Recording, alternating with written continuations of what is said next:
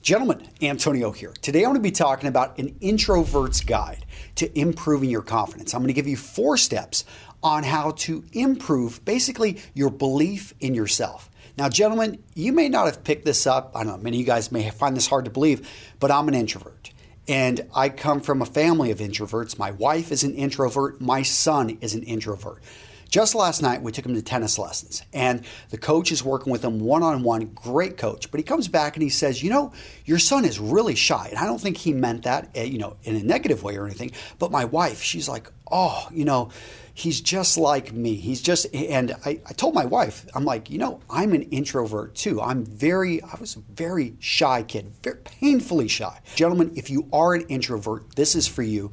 And if you are, I would love to hear from you guys down below. Let me know what actions you're going to take, or maybe share with me stories that have helped you get out from behind, the wall that we put around ourselves sometimes. Because it's very important as an introvert that you can take that and you realize who you are, but you're able to overcome that so you can become the man you know yourself to be. And that's the goal of this. Now, I support this with an article over at Real Men Real Style. We go into a lot of research. My friend Katrina wrote this article. She goes into a lot of detail. It's a great article. So go check that out. Her website, Communication for Nerds, great website if you haven't checked it out, and I'm happy to have her as a guest poster with me.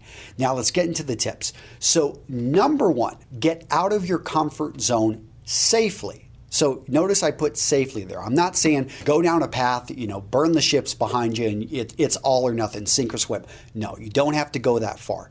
You just simply need to take a step in the right direction and build off of that. And I'll share with you a personal example. So when I was in high school, it was incredibly hard to talk to girls. I just could not do it. But it just so turned out I was in a Spanish course. The good thing that came out of that class is I sat next to a girl named Jamie, and she was the head cheerleader a year ahead of me. She was a junior. I was a sophomore. She was just the nicest person.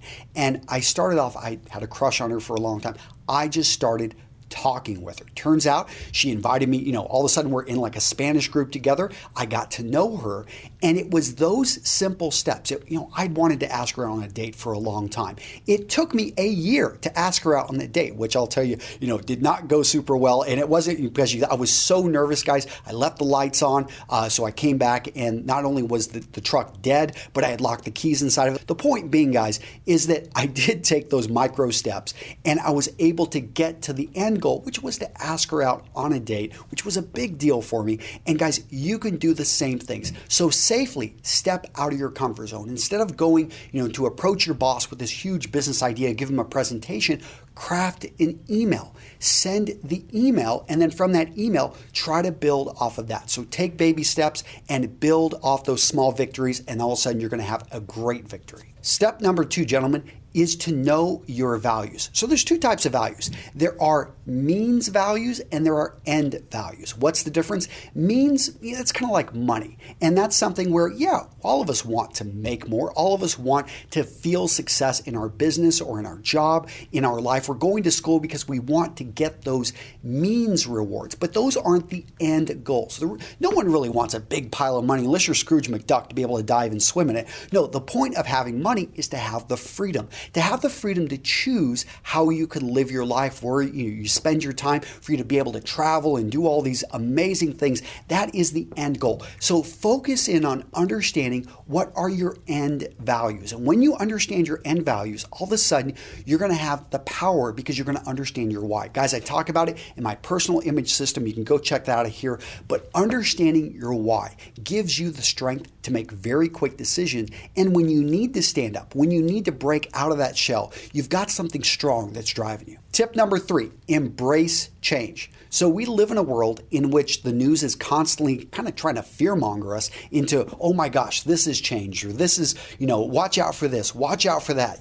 The news is kind of, they're a 24-hour cycle. They've always got to fill that, and their job is to, get you to check out their news channel, which oftentimes negative stuff gets us in there. So we almost fear this change, and we're being conditioned to fear change. But flip that mindset. And I was very fortunate in the United States Marine Corps. They embraced change, they embraced challenge. And one thing I did learn, and I can't tell you I was an introvert till, I'd say I improved a lot in the Marine Corps because I was forced to make those baby steps, getting back to point 1. But the big thing I learned in the Marine Corps is to embrace the fact that nothing is going to go how you think. The complexity theory talks about this. There is just no way, quantum physics, all this stuff, they get into how nothing can truly be predicted in an unpredictable universe. So if you understand that and you then focus in on yourself and being able to adapt to that change and take that type of mindset, gentlemen, you'll be able to plow your way through. Finally, step number 4, gentlemen, is to be present. I know this sounds simple, simply being present, but it's really important because oftentimes you'll be in a meeting and what are you thinking about? You're thinking about the next meeting, you're thinking about the emails, you're in a different place. When you are having a conversation with somebody, be present. That means that you're there, you're listening to them, and there is nothing else in the world. I know Bill Clinton was really good at this, and this was just something that people always notice.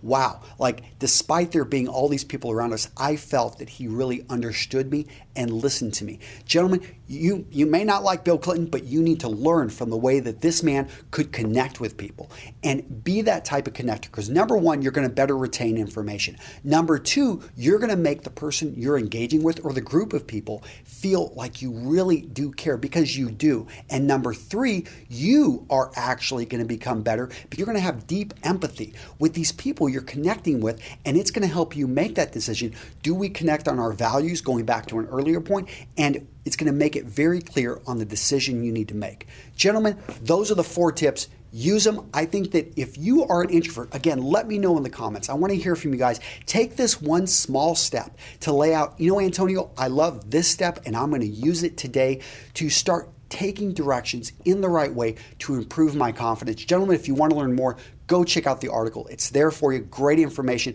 And go check out Katrina's. She got a free course for you. Really good. Take care, guys. I'll see you in the next video.